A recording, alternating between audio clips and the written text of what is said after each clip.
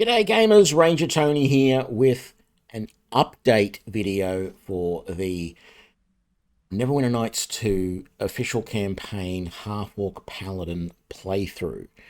I'm sure a lot of you guessed immediately what this means. I am enjoying this playthrough or playing this game a lot. What I'm not enjoying is playing the Paladin. Now, uh, I have a benchmark for this game. I've never completed this, that's why I want to finish this game. But I have a benchmark. I have started this game a lot. And the benchmark for me to determine whether a build I have is doing well is how well it feels when I go through the Smuggler's Warehouse and Filial's Estate, those two missions directly one after the other. And basically most of the docks and merchant stuff in Neverwinter, where you're going up against a lot of thugs. Basically, rogues, most of them two short swords, swinging away at you madly, and they'll surround you, and they'll be getting sneak attacks in like crazy. And depending on how it feels going through all of that, will tell me whether I'm happy with how the playthrough is going or not.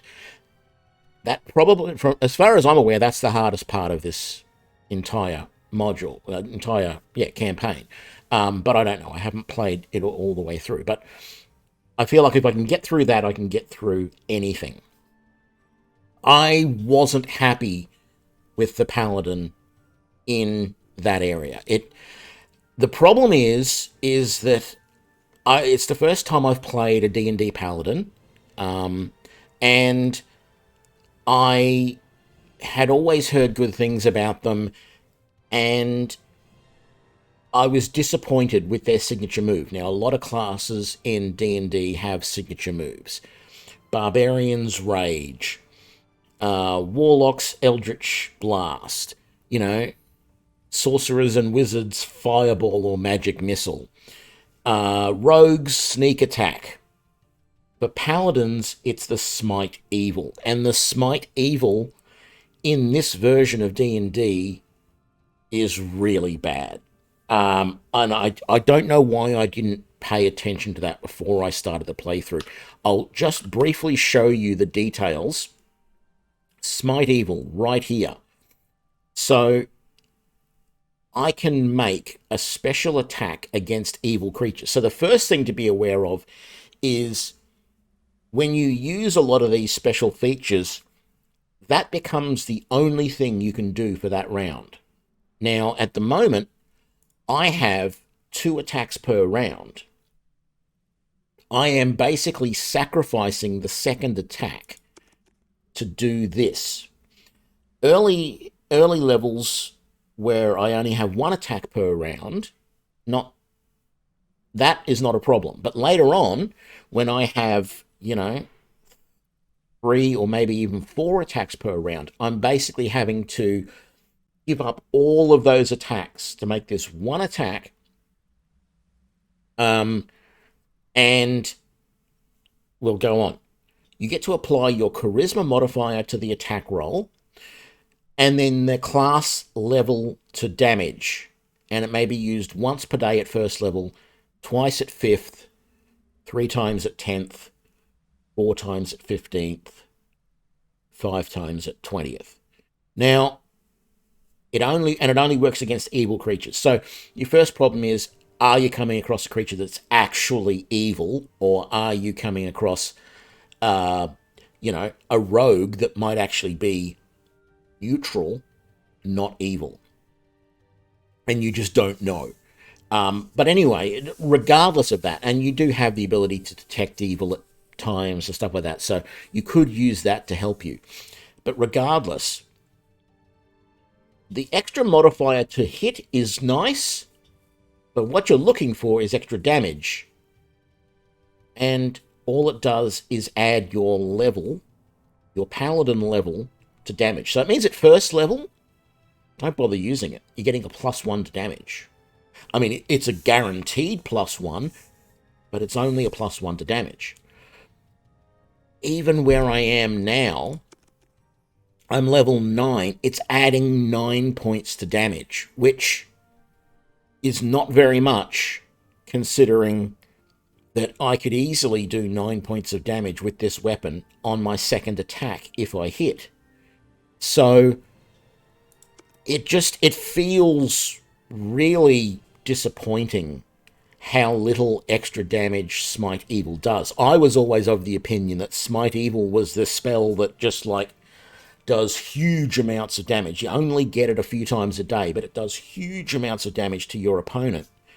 And that's what made Paladin so great. But it doesn't. It does... I mean, sure, at level 20, it's an extra 20 points of damage, which is nothing to be sneezed at. But it takes a long time to do any significant amounts of damage. And you can do it very seldom. If you look at special abilities that other characters have, like a rogue, sneak attack, that is 1d6 per round. Sorry, 1d6 per attack that you make that is successfully a sneak attack. And if you've got 3 attacks per round, you can theoretically do 3 sneak attacks. And then also, every 2 levels, it goes up by an extra 1d6. It means that later on, you're doing 10d6 of damage 3 or 4 times per round on top of what your weapon normally does. It makes a paladin look like nothing. It really does. So I felt that the paladin wasn't the class for me to do this playthrough. I record all of these videos in batches, so I actually recorded the last 4 or 5 videos a week ago, real time from when I'm recording this now. In the meantime, I've had the opportunity in my spare time to play around with a couple of other builds and see what I like. Now, I've done a lot of builds in the past. I wanted to refine some of those. So I am going to release 3 build videos coming up as the next few days worth of videos, and then we're going to start a playthrough with my favorite of those 3. The 3 build videos are, I wanted, first of all, the game does feel like it's focused more on melee than ranged, right? Even though, you know, your ranged spellcasters can do a massive amount of damage, particularly, you know, when you get into the fight in the warehouse, the smuggler's warehouse and Filial's estate, it feels like ranged attacks are a little bit of a disadvantage because you get mobbed. And if your archer or your mage gets mobbed, they're going to go down pretty damn quick. So I wanted a damage deal, a melee build that did a lot of damage. And so I have picked a fighter that goes into Weapon Master. One of the few builds that I use that use prestige classes. Normally, you know, I do pure class builds, and that's what the other 2 builds are going to be. But the Weapon Master, as I'll explain in the video, has some really good features that mean he can do a lot of damage, and I'll go into that in more details in that build video.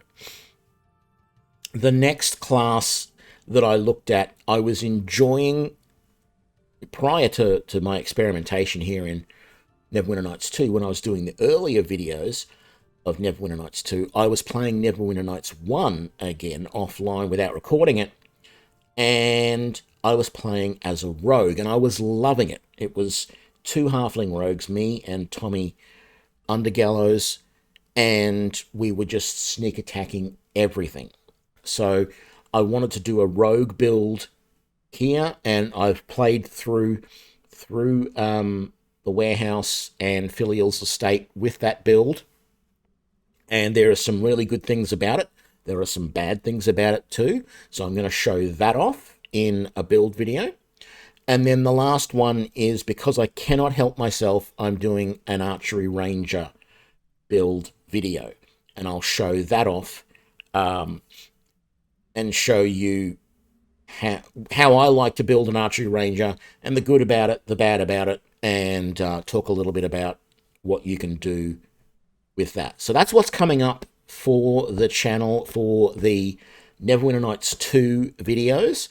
So expect those 3 builds coming out in the next few days, and then after that we will be starting a new playthrough. I'm going to skip through, or try and fast track the playthrough as much as possible, so probably skipping through, I'm going to skip the tutorial and skip through text a little bit in the early game stuff until we get back to sort of where we are here, and then we'll, show all the story again, so that it doesn't quite take the 11 or 12 hours or whatever it is amount of time we've got into this playthrough already.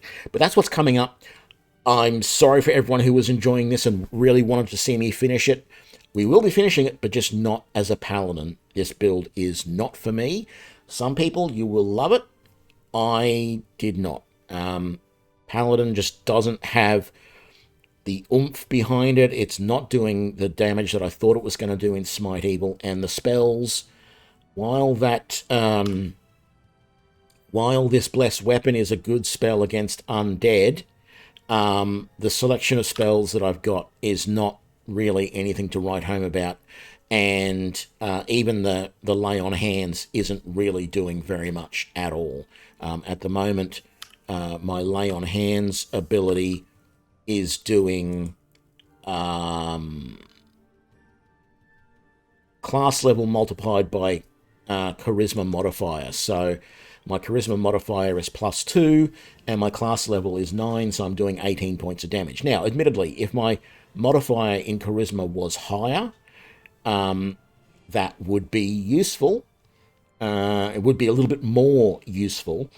Lay on Hands would be healing a little bit more, but you really can't rely on a paladin to be your primary source of healing in a party, because he doesn't get enough spells, and Lay on Hands is very limited in the number of uses per day and limited in the amount that it will heal. So for me, that's just a no-go. So anyway, thank you for listening to this update. I will catch you for the next videos. Bye now.